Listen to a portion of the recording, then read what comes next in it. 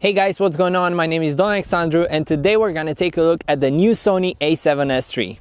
So this camera has made a huge impact on the internet with its performance, and I'm really curious to see if those performances are good only on paper or if this camera is really that good. And therefore today we're gonna test out its slow motion functions, because I have always dreamed about a camera that can do 4K 120 FPS without a crop, or even 240 FPS in 180p. And the cool thing about those frame rates is that now we have the chance to record those in 10-bit, which is something that we all dreamed about when we're talking about Sony mirrorless cameras. And the thing is, I have a lot of experience with Sony cameras since I was one of the first ones to test out the Sony FX9, and I've seen exactly what a professional camera from Sony can do. And I'm gonna look at this camera as if it's a cinema camera, because my main interest to use this camera is to see if it's good enough for commercial work. And therefore, I'm gonna shoot everything at its highest bit rates, highest frame rates, and obviously I'm gonna shoot in S-Log3 to see exactly how I can grade it and how good the footage looks. So let's find out.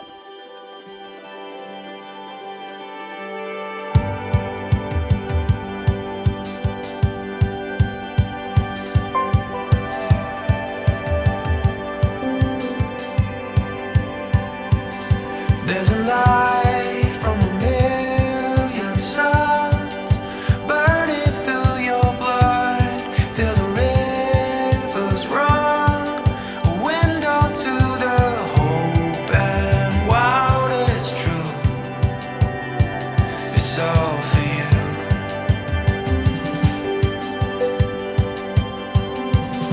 There's a song and it sings in the air. Wonderful the sound, hear it everywhere, shouting like a drum, it echoes through. It's all for you. You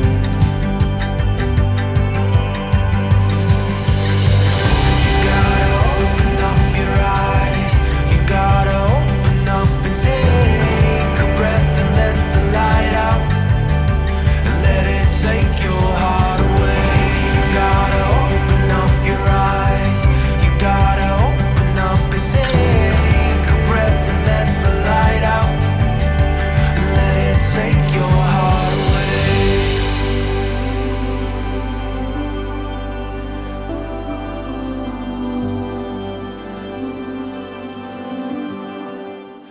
Looking back over the footage that I shot with the Sony A7S3, I realized there are some things that I like about this camera and I don't like about this camera. And I'm gonna start with the things that I don't like about this camera.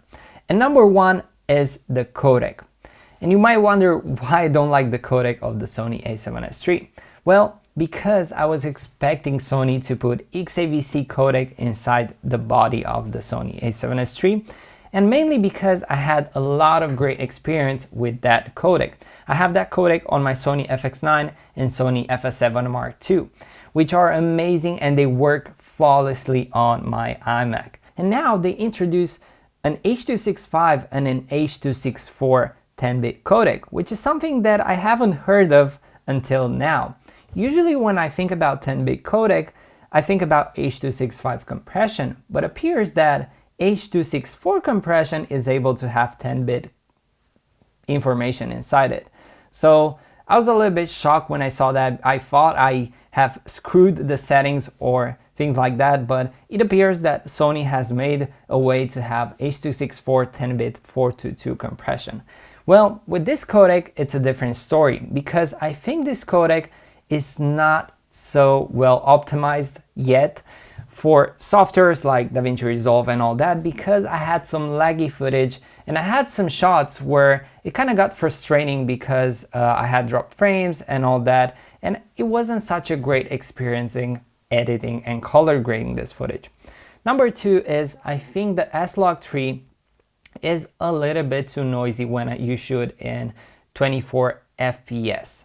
Well, I think that is kind of understandable, because when you shoot at that high frame rates, there's a lot of compression going on. And I think due to the high bit compression going on to get that much frames per second in such a small body, you tend to get noise. But this is kind of weird because you are able to record 10-bit 422 in 24 FPS, which shouldn't have that much compression, but anyway, the footage that I got from 24 FPS, it's not that great. I mean, it's usable. I would use that in a personal project or a fun project or maybe some extreme sports, but I wouldn't use that in a more professional application like a movie or a film or things like that. So moving on to the things that I like about this camera, and there are a few. Number one is the fact that 4K 120 FPS looks absolutely amazing. I really like the quality of it. I think it's amazing that you still have autofocus on that function. And I think the auto function paired with slow motion is something that you really need. For example, when you film extreme sports or when you film moving subjects, that's where you're gonna use slow motion. And therefore, that is why you need autofocus, because things move so fast, then it's not going to be so easy to pull focus whenever that action happens or the subject comes towards you. So it's really important to have good autofocus on slow motion. And I really love that Sony did this. I also love the fact that you have sound when shooting slow motion. If you choose to not shoot in SQ mode, if you choose to use normal mode and then post-process the footage in order to get slow motion in the post-processing software. But the 4K 120 FPS is amazing. I really love it. I love the fact that it's full frame. You don't get crop. For example, on the Zcam, when I shoot 4K 120 FPS, I get a crop and my image looks like it has a letterbox on it. So not so fun. And it's really, really good that Sony did this. Another thing that I really, really love about Sony cameras is the fact that they have a lot of information in the highlights. And this is something that you don't get with a lot of other cameras on the market. And for example, Sony likes to be overexposed. And if I overexpose with another camera brand like the Zcam, then my highlights will be blown out. But with the Sony, when I overexpose and if I bring down the exposure, I still have a lot of information in the highlights. Another thing that I noticed with this camera is that the battery life is absolutely amazing. I was holding the camera on for like 3 or 4 hours that day, and the battery still had a lot of juice in it, and I think that's amazing. It's really important to have a long and viable battery life. Also, I really like the fact that it works with V90 cards, which are amazing. They are not so expensive as the QXD cards, which I have to use on my Sony FS7 Mark II or the Sony FX9.